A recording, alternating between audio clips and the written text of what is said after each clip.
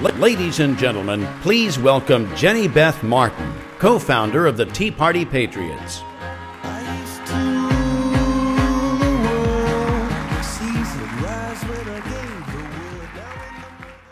This Tea Party movement, the modern day Tea Party movement, started because our government is out of control. We are now $16 trillion in debt. $16 trillion. If you stacked up a dollar bill every second for the next 37,000 years, you'd have a stack of $1 trillion, and we're $16 trillion in debt. We're going to keep fighting for our core values of fiscal responsibility, constitutionally limited government, and free markets, because we understand that those are what will save America. Next, we're going to have a panel talking about jobs in jeopardy in addressing America's fiscal crisis. And with that, we're going to go ahead and kick it off. And I am inviting Bill Beach up on stage. And I'm going to keep reading. I'm a little faster than what they expected. Bill Beach, the Honorable Penn Pfiffner, Dustin Zvonek, and the Honorable Victor Mitchell.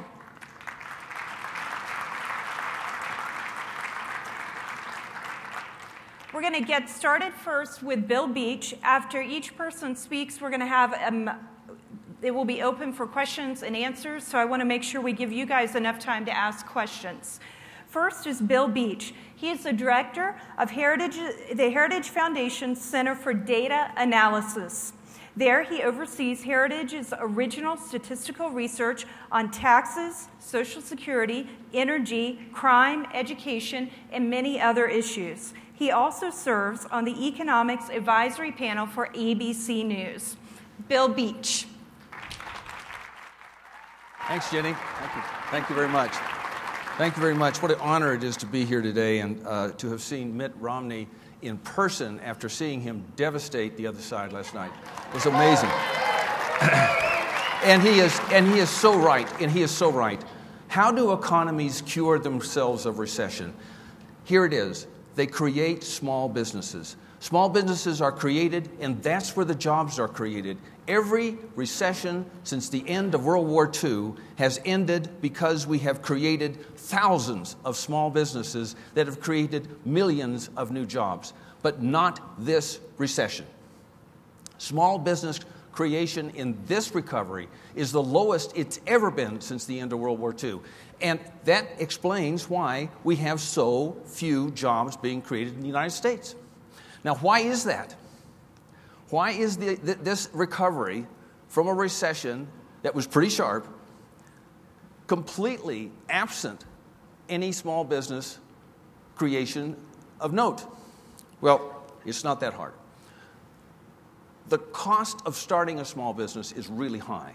And the cost is high because of onerous new regulations that have been passed, because of record-setting tax increases which are coming in January. If you're somebody who's going to start a business and you're saying, what's my hurdle rate? What do I have to actually get in profits to make this enterprise pay off? And you're looking at the biggest tax increase in U.S. history coming on January 1st, 2013. You're going to say, not this year, maybe not even next year. Tremendous uncertainty about health care has held back small business creation and rising national debt. Oh my gosh, let's talk about that for a second. Moody's Investor Services, just a few weeks ago, threatened the United States government with another downgrade in credit rating because we have not addressed the fiscal crisis. The fiscal crisis hangs over this economy like that Scythian sword that you read about in your Greek classics. And both parties have said, oh, we're going to address that next week, next year, next month. Re-elect us, and we'll get that done. They have said that to us year after year, decade after decade, and they have still not done this. And now we are within months of a major financial crisis in the United States. No economy has grown at its optimum when a percentage of the debt relative to the economy has been above 70%. No economy since 1802. And our debt to GDP percentage right now The publicly held debt is 73%. The total amount of debt of the United States is 100% the size of the economy. We have got tremendous fiscal crises that we need to address. The looming debt from unfunded Social Security and Medicare is in the trillions of dollars. Trillions of dollars. I speak to college students all the time. I'm going to Dartmouth next week. Wish me luck. And I say, how big is $1 trillion? Because you're the debt-paying generation. You're going to have to pay back all this money. And they have no idea. You probably have a good sense of it. But LeBron James, you all know LeBron James? He makes $46 million a year. I don't think he's worth that much, but that's how much he makes. It would take him 38,000 years to make his first $1 trillion. 1 trillion seconds ago was 37,000 BC when Raquel Welch walked the earth. So these are tremendous, tremendous debts that we're looking at.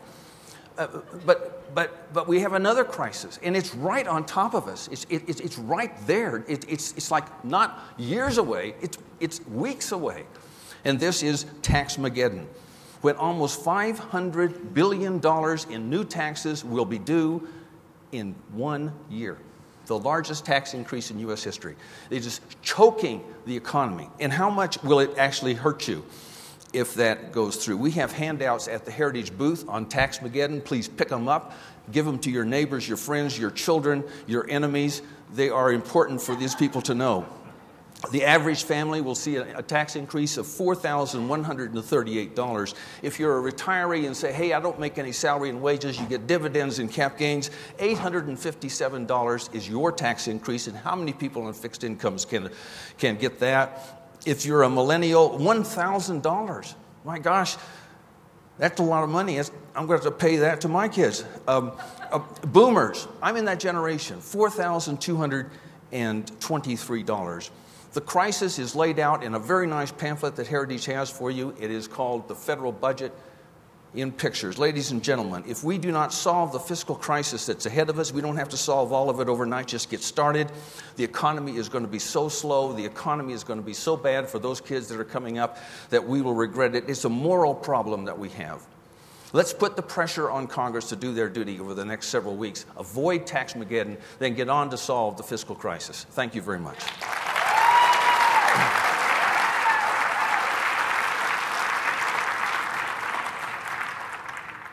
Thank you, Bill.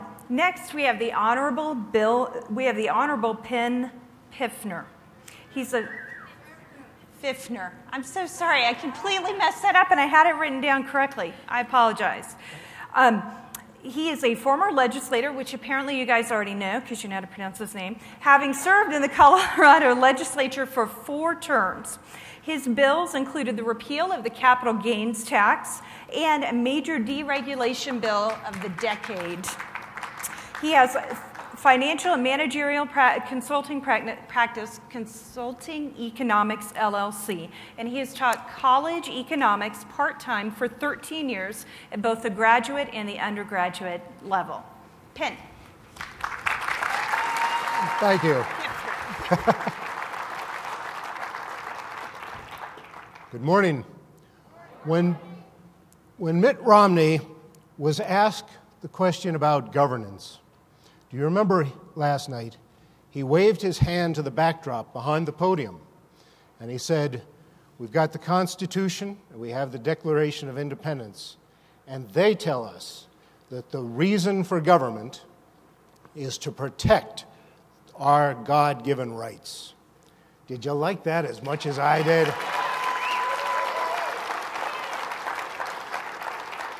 That was my favorite part.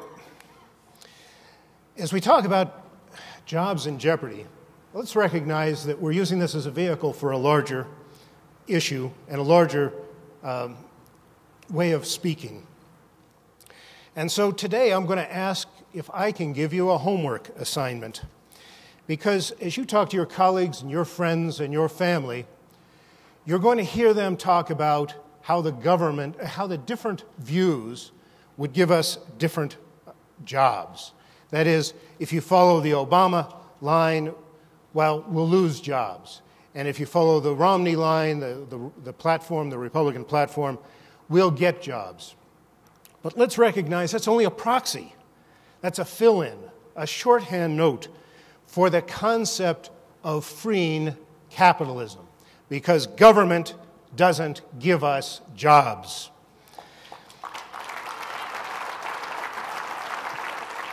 Your homework assignment, then, is to make sure that you're precise in your language, that you help your neighbors and your friends understand that for every government job that the government creates, we're destroying another job and more elsewhere. And that if we want to raise the standard of living, we've got to get government out of the way, and we've got to let capitalism and free markets work.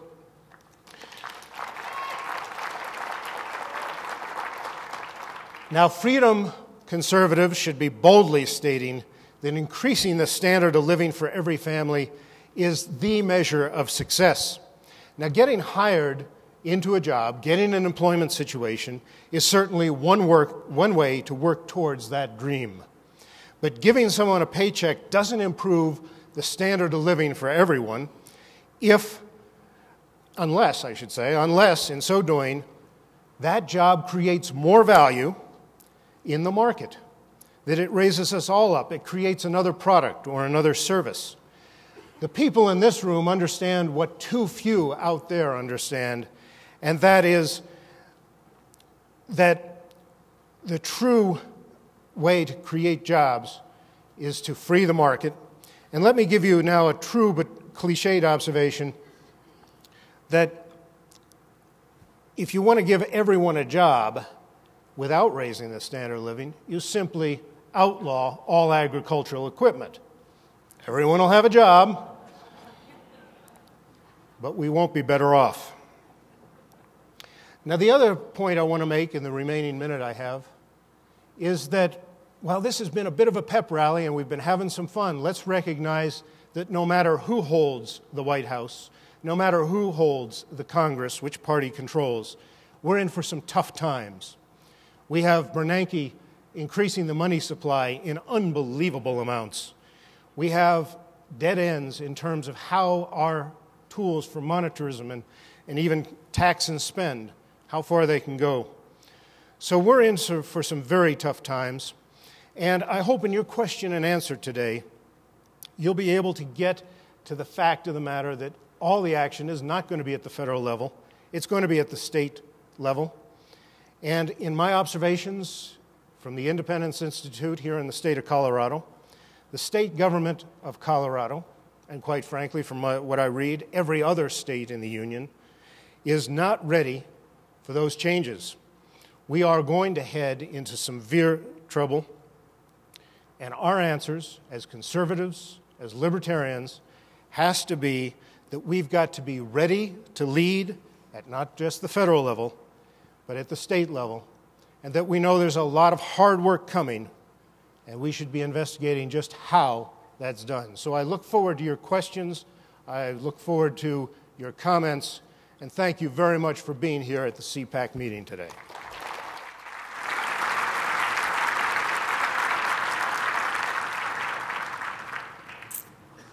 Dustin Zvonek is the policy director of Common Sense Policy Roundtable, which is a nonprofit, free market, or free enterprise think tank focused on the policies and their impact on job creation and economic growth.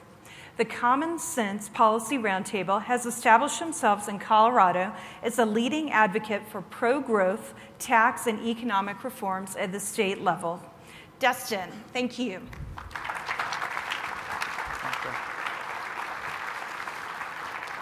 Well, good morning. The topic we're here to discuss is America's spending crisis and how reckless government spending is impacting jobs. Now, we're all familiar with the staggering numbers. In fact, some of them have been talked about already. $16 trillion in debt. We have deficits, annual budget deficits that are piling on at $1 trillion a year. And we have entitlement programs that are on the verge of insolvency. Now, we got to be clear about this. These kind of high-level numbers that we're talking, our spending problems at the government level, it's not simply a Washington problem.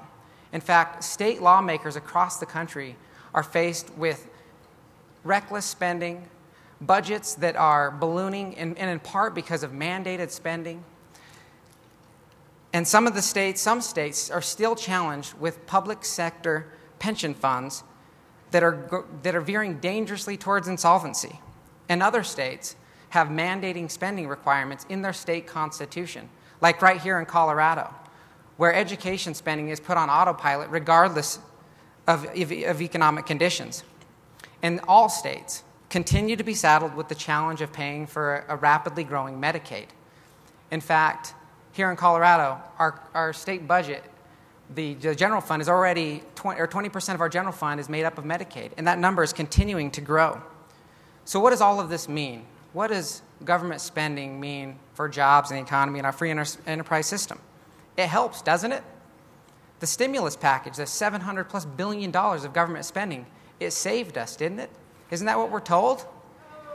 I didn't think so. You know, a good friend of mine once said to me, if government spending was the key to our prosperity, we'd all be living in big homes and driving the car of our dreams. I can tell you what, that's not the case for me. When government fails to live within its means, you know, the old-fashioned concept that my grandfather tried to tell me as a kid, that you don't spend more than you make. When that happens, government looks for opportunities to increase revenue. And you see, when the government starts to look for ways to increase revenue, it's not like when you or I try to increase our income. Instead of looking for ways to shrink unemployment lines, grow our economy, and reduce the dependency on government in order to live within our means, the fallback position in Washington is to raise taxes. And this is where the challenge comes in for job creators. Just take a look at the fiscal cliff that was discussed earlier. This isn't years down the road. This is months. The commonly referred to Bush tax cuts will expire at the end of this year. And there are those who argue that we need to create certainty for job creators by extending those cuts permanently. Others would argue that by extending the rates for everybody, including those who make over $250,000 a year, that it would cost the government over $850 billion over the next 10 years. And of course, in order to meet our spending obligations, we must raise the current rates on the, quote, wealthiest Americans. The annual food fight over who to extend the rates to and if to extend them is creating uncertainty for job creators as they try to plan for the future. They don't know what next year is going to look like. And one of the problems with raising the taxes for those making over $250,000 a year is that it impacts small businesses. Many of small business owners file their taxes not as corporations, but as their personal income. And according to an Ernst & Young study, if we increase the tax rates for those making over $250,000, we would impact 1 million small businesses. It would cost 12,000 jobs right here in Colorado, 700,000 jobs nationally.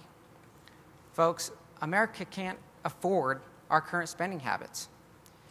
Taking more and more money out of the pockets of hardworking families, small business owners, is not a viable solution.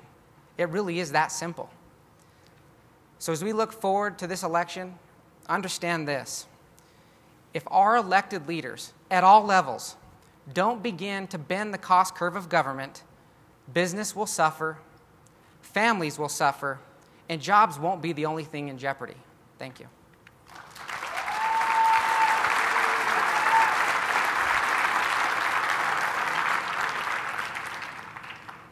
The Honorable Victor Mitchell is a former Colorado state representative. While in the legislature, he served on several committees, including Finance, Education, Business Affairs, and Legislative Audit Committees. Mitchell is currently the CEO and chairman of Relogic and Essence Homes, a Denver-based integrated real estate services and development company. Mitchell is a serial entrepreneur who has founded, acquired, or successfully sold 6 diverse businesses over the last 20 years, including employing hundreds of people from Colorado. Victor. Thank you very much. Nice to be here. Well, good morning, everybody. It's nice to be here, and What did you guys think about the debate last night? Pretty exceptional, pretty exceptional. I mean, I jokingly say about Mitt Romney, he has just one and only one weakness I've discovered in the several years I've watched him campaign and worked on his events, and that is he's humble. And the liberals love to make that an issue. He's truly the antithesis of Obama, who's... Here we have a president that's the quintessential self-promoter. He's an underachiever, and he overstates his qualifications. And here you have a candidate in Governor Romney that's incredibly intellectual, understands the details, has an incredibly diverse background, has been great to women, most especially his wife, and yet the media has this narrative that somehow he's unfit. We know better, and we're going to change things in a couple weeks.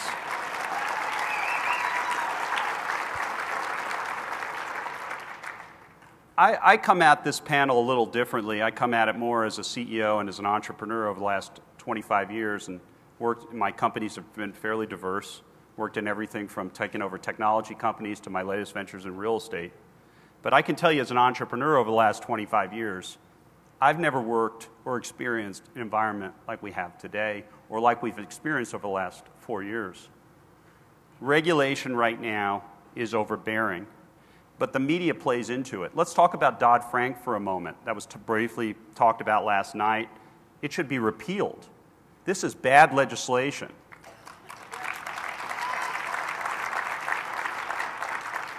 Let's get into the weeds a little bit on Dodd-Frank. What has really Dodd-Frank done? Well, we know in the last 3 years since Dodd-Frank's been passed, there's been only a handful of new banks that have been formed in our country.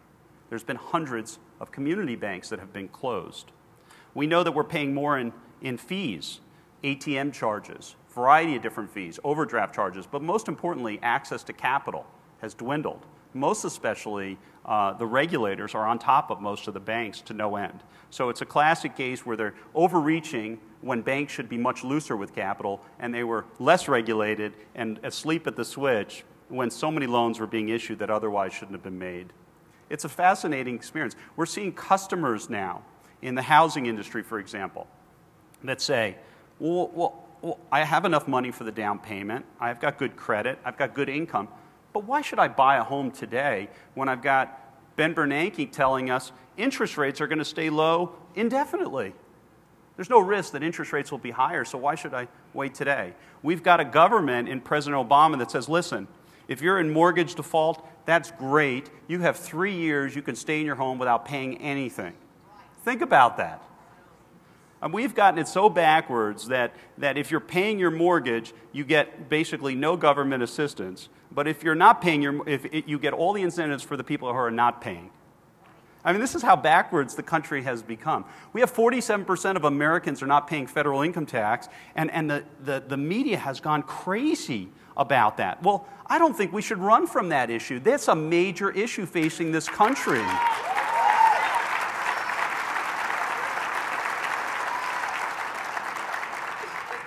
A progressive tax code is when the lowest income earners pay something and the highest income earners pay up significantly more, progressive, from low to high. Well, there's nothing progressive in our tax code when 50% pay 100%.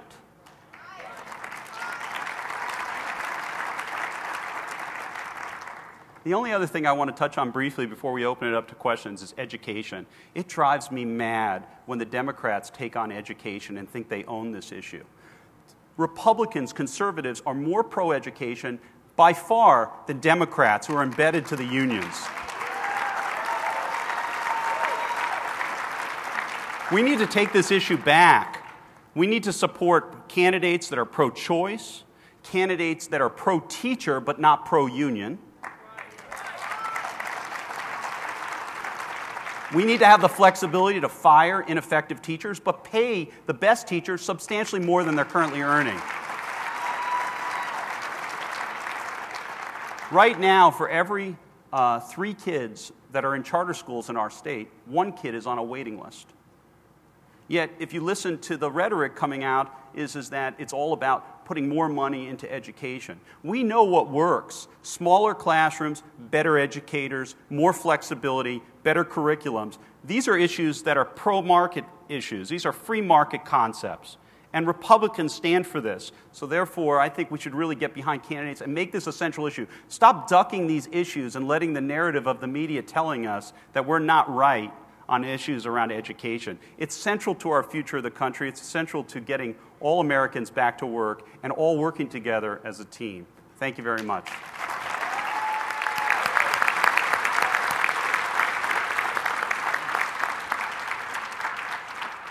Okay, so I said it was going to be a question and answer, but I got that wrong, and I apologize. But it's a panel discussion that we're going to have. And I want to start off, Bill, you were talking a bit about the generation, the millennials, I suppose is what it is. I call them the debt-paying generation. The debt-paying generation. Right. How can the people in this audience and people in the Tea Party movement go back and reach these people and the undecided voters and convey to them that the problems we see with the debt and the overspending actually do affect jobs? I think it's an educational challenge we have. Most people between the ages of 5 and 30, well, let's leave off the 5-year-olds, all right? They're a little bit young for this. But there are about 101 million people between the ages of 14 and 30. Now, the 14-year-olds are just coming into consciousness about the world. They're more worried about their dates and their clothes than they are about debt. But it's important as parents, grandparents, aunts and uncles, and just friends that we tell them that the biggest challenge to their life, short of bubonic plague and thermonuclear war, will be paying back the tens of trillions of dollars of federal debt. And why is that a challenge? The economy will be slower, Jenny, in the future. When the economy is slower, their incomes will be less than what they would otherwise be.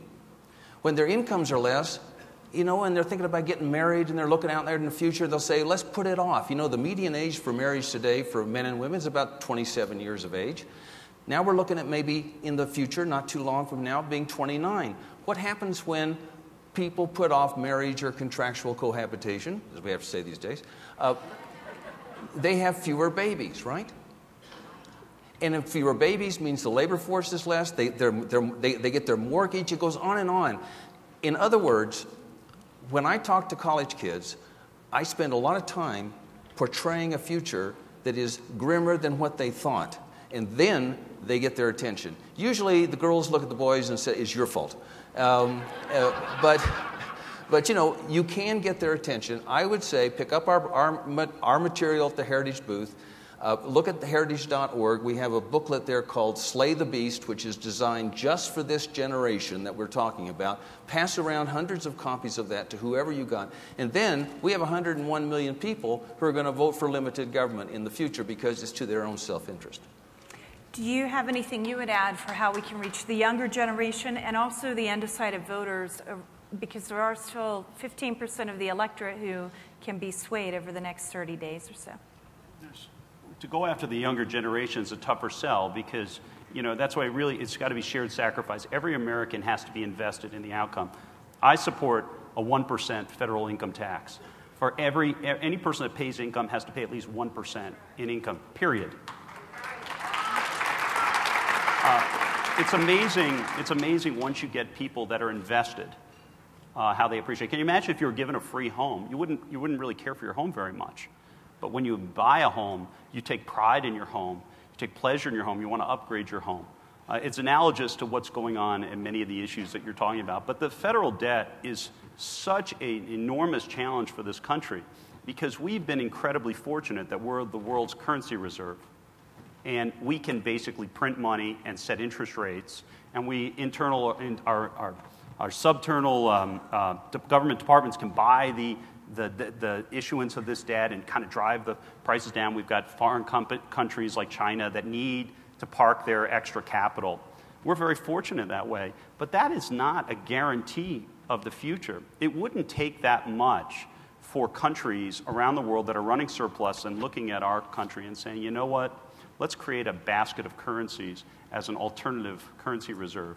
And if that were to happen, that could cause major issues, most especially to exactly the younger generation of voters that you're talking about, because they don't have a lot of assets, and they're going to be paying much higher inflation. They're going to have much more chronic unemployment, fewer opportunities. I mean, this is serious. So ultimately, we should go down the path eventually of a balanced budget amendment, because I think that's the only way to rein in the Congress. Just to add to that, I think that there's part of the way that you talk about the deficit and spending in a way that unaffiliated voters and young people, if you look at college-age students, how does that translate? And I use the example of the Federal Health Care Act, or as the president likes to call it, Obamacare. When the federal government, part of that is an additional mandate for Medicaid. Medicaid, as I mentioned during my conversation, is over 20% of the state's budget here in Colorado, and it's continuing to grow. Now, the Supreme Court ruling allows states to opt in and out, but if there's more expansion of Medicaid, what we're seeing is a crowd out of other funding funding areas, higher ed, K-12. There was a study, I believe it was last year, that talked about cumulatively states are going to spend $15 billion more on Medicaid in 2012. At the same time, they're reducing education spending by $2 billion. Well, when you do that, what you're doing, when you're taking more money out of higher ed from the state, higher tuition rates. When you take more money out of the education system for K-12, it then goes to the local districts to try to make up those additional revenues. So you have to talk about these, because as I think it was you that were mentioning the bill that was talking about, what is $1 trillion? I mean, it's just so hard to get your mind around those numbers. And so bringing it down to an issue that they understand, I think, is a helpful way, and it's something that we all need to do a better job of. Well, of course, representing the youth here on this panel, I can't think of a better audience for us to ask for your help and your participation in this. It's not just educating them that there's a $16 trillion debt out there and saying, boy, you got to pay that off, and that's worth essentially a new house to you before you get your first mortgage. But it's saying there are all these unfunded liabilities because government has promised more than government can deliver, and it's time for Americans, it's time for conservatives and libertarians to stand up and say, we cannot fund what we have promised. And therefore, we need to act in ways that are reasonable and rational, and to do it as soon as possible. That takes education. That takes making sure you have the information you need to talk about the extent of those unfunded liabilities and debt, and that you've educated, as Bill said, your nieces and your nephews and your grandchildren and your children. I think, Bill, you hit the nail on the head, though. We have to learn to talk to the people who are going to make that difference. We don't have to use necessarily the same words that would influence us. We can talk about the immorality of the situation, of one generation handing off this much debt to people. But it's those kids who are saying, wait a minute, I've got to pay how much over the course of my lifetime, and my tax rate has to be what? That's when you get them. Just a couple more things, if I could. Sure. So just the money we borrowed for the stimulus, for the generation that we're talking about, we've just been talking about, is equivalent to buying a new, I think it's a new iPhone, the brand new iPhone, every month for the next 45 years. Now, when I talk to high school kids, that's when I get the attention of everybody. Because they've been working, mowing lawns, everything to buy one iPhone. And now they have to buy one every month for the next 45 years. That's their own personal debt. And just let me just some more numbers, because I'm the numbers guy here, data analysis. So how much, if you want to get the attention of your neighbors who say, well, why should I vote? Who cares? And, it's tiddly dumb, and it's one or the other, whatever George Corey Wallace used to say. Just the taxes we're going to pay in 2013 is more than a year's worth of groceries, or a year's worth of utilities, or a year's worth of gas, 4 months of a mortgage. And if that doesn't get it, they will have to work 31 more days for the federal government in 2013. Those are also available in a nice little handout you can give your neighbors. Yes, so you need to make sure that you get that because it looks really good.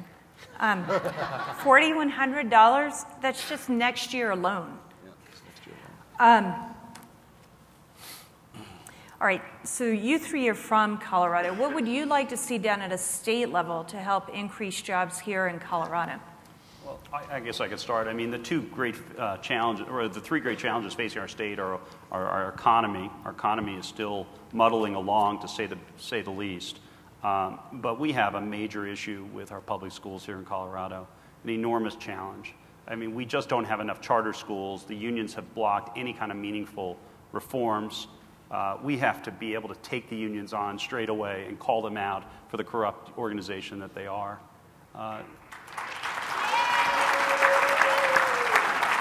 There is nothing wrong with school choice. There is nothing wrong with paying an educator $100K a year if they're an exceptional educator, $150K a year if they're an exceptional educator. And I don't really care if they've been an educator for 3 years. Seniority doesn't matter. Right. It's the quality of the result in the classroom.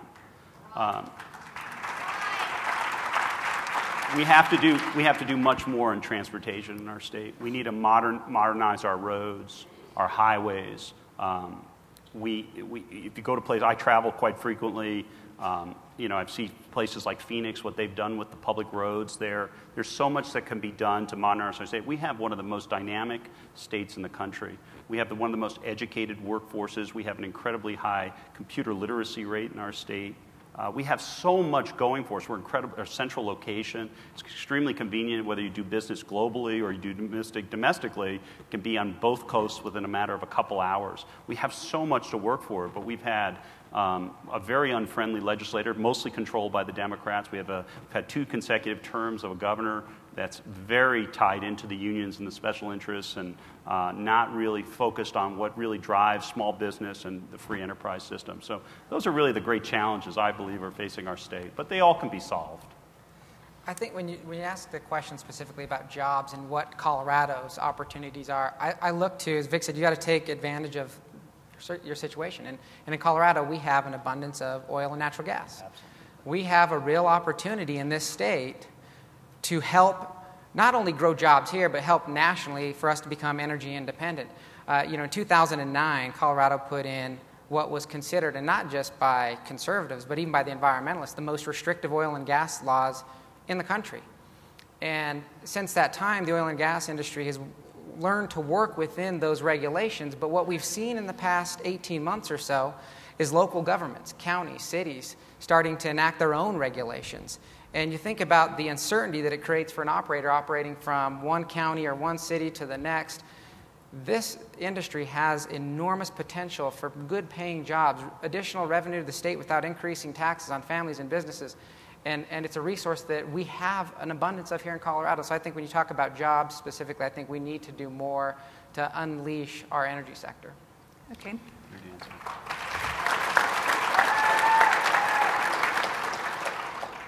Having been in the legislature, I can tell you that a good General Assembly will be very jealous of the sovereign power of our state.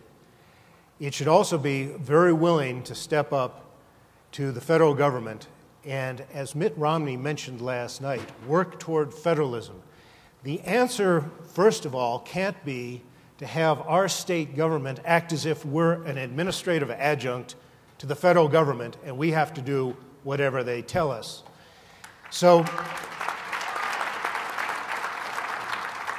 one of the very important steps that this state has to take will be to work against the implementation and the way it's meant to be implemented at the state level of the health care reform that has been shoved down our throats by Washington. We also have to know how to handle, and then how to handle problems that we've created in our own state. There are only 5.2 million of us here in Colorado. That wouldn't fit in half of New York City. And yet we have put ourselves into an unfunded liability in addition to what the feds have given us with our public pensions of about $25 billion, and that comes from the latest report of the Public Employee Retirement Association. Professor Barry Polson, retired from the University of Colorado, has said Colorado may be the state in the worst situation. So while Victor Mitchell talks about the wonderful opportunities we have, and indeed we are in a strong position to respond, I want you to understand and walk away from this morning's meeting with a renewed sense that you're going to be involved in making things happen. And although I didn't pay Jenny Beth to say this, we do have a plan to help get us to that. The Independence Institute put out the citizens' budget. You can pick up the executive summary called A Roadmap to Sustainable Government at our table in the vendors area. And you can also get this online. Essentially, we show Colorado how to do government better and close $1 billion. Some of it ridiculous spending. For instance, we have, to get to your point, teachers being paid for masters. It's called a master's bump. You get paid for more time in service, you get paid for more credentials. That master's bump costs Colorado $138 million a year, and every study we looked at, and there were almost 100 of them, said there's no benefit to the classroom. Well, if we're going to spend more on education, we've got to spend more on education smart. And so we've got a package to help you understand that, to help you be part of the public policy conversation. So we hope you'll get this online. Hope you'll stop by our booth at the vendors.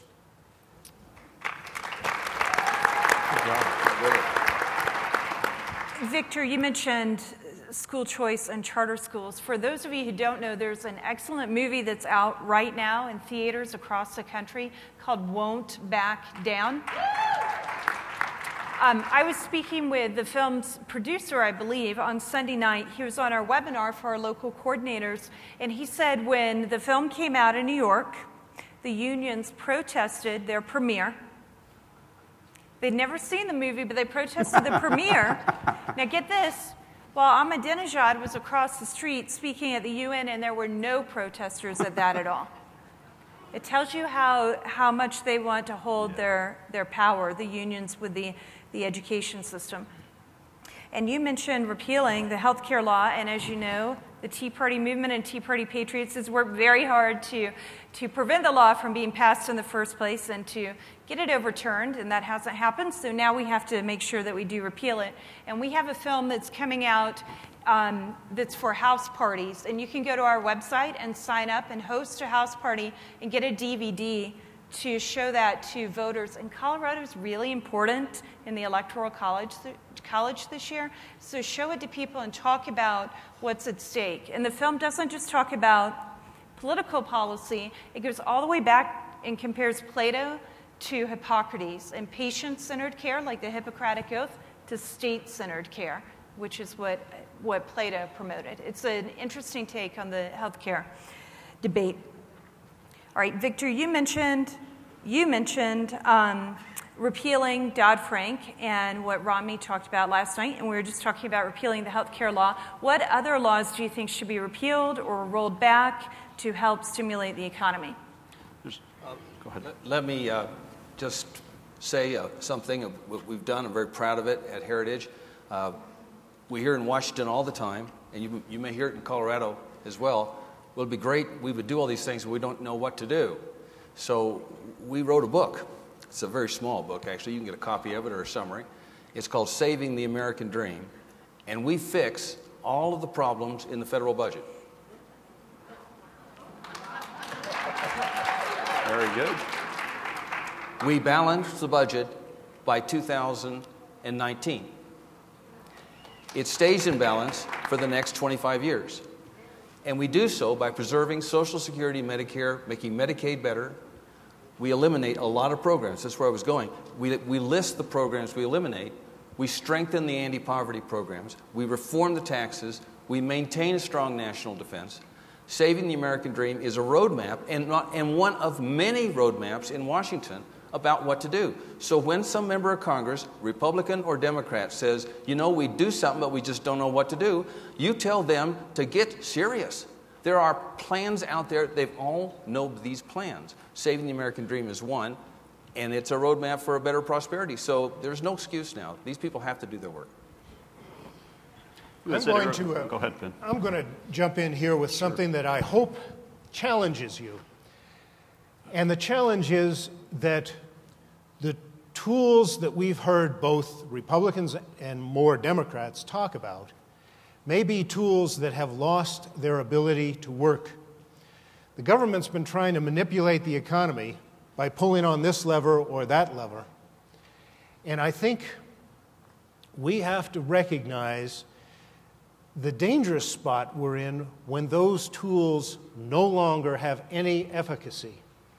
You think about how the monetarists have talked in the past. Well, we can change aggregate demand by putting some more money into the system. We're going to buy some more bonds. Well, then that led to QE1 and QE2, and now we're at QE3. There has been, by the Fed, an injection of liquidity, have been new cash put in, monetary base, of almost $2 trillion.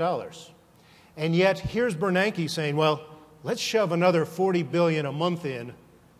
The only thing he'll do is perhaps reinflate the housing bubble without more production underneath that cash. In other words, he's going to be pushing on that string. You've heard that term. Well, if monetary policy has no place to go, then that's not a tool in your toolbox anymore, and it's one that conservatives, monetarists, free market people have looked to say, well, we know that tax and spend really isn't the way to do it, but maybe monetarism does. Well, now we know that God has gone by the wayside as well. And you think about tax and spend, you can't spend anymore. It's going to increase the deficit in an impossible way. You can't, they're telling us you can't cut taxes because that'll increase the deficit all that much more. If you cut spending, we'll be in a recession. You see, all their tools have lost their power to work. And so I will tell you, as you know already, that economists most frequently get forecasts wrong when the trend changes, when some major point comes where you have to do something different or where circumstances take you in a different direction. Well, we're at that point. And now it's time for the people in this room, the people in this organization, to be talking about what new tools we need. Do we need to look at the Austrian school and say, let's look at malinvestment? And I know I'm taking too much time here. No, you're good. But here's an important observation about that malinvestment. The Great Depression was made much worse by the Roosevelt administration because he didn't understand what was causing the Great Depression. He thought low prices were the cause of the Great Depression. You had to pump the prices up. It was only after Milton Friedman came along decades later, got his Nobel Prize for it, saying the Great Depression happened because of the cut in the money supply, cut a third of the money supply out of the economy. Well, if Roosevelt got it wrong and did all kinds of dumb things like slaughtering herds and burying them when people were hungry, like trying to raise the wages and causing even greater unemployment, if he was getting it wrong, let's ask a question of our betters. Let's ask a question of those people in public policy. Is Bernanke got it wrong? He's trying to fight deflation. Maybe what he ought to be doing is using the Austrian School of Economics to say, we've got to fight that malinvestment. We've got to address this huge credit bubble that has already gone by and is going to cause problems. We don't want to end up like Japan with 20 more years of just nothing for an economy. Took too long. Thank you. Great point, sir. Well, you had asked earlier about which regulations, and a broader sense, how do we get our messaging out to really change the subject, change the narrative, be better positioned. Well, first and foremost, we need help from a housing standpoint. Housing is still arguably the largest sector in our economy right now. And we're doing, all the incentives are completely backwards. We're making it extraordinarily difficult to get a loan if you want to be a developer. It's all kinds of bureaucracy if you want to get a building permit, all kinds of bureaucracy and red tape and difficulty if you want to get a loan. But if you're a homeowner with little or no equity, you can basically game the system to stay in your home for 3 years without paying a mortgage payment.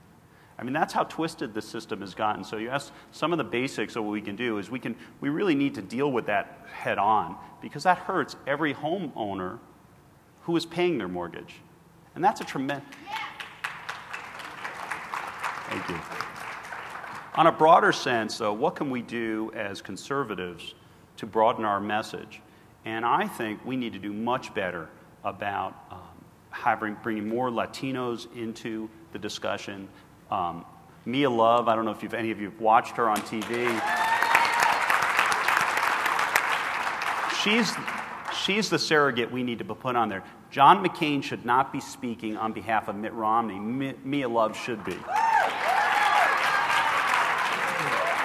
We need to do much better with respect to Jewish voters.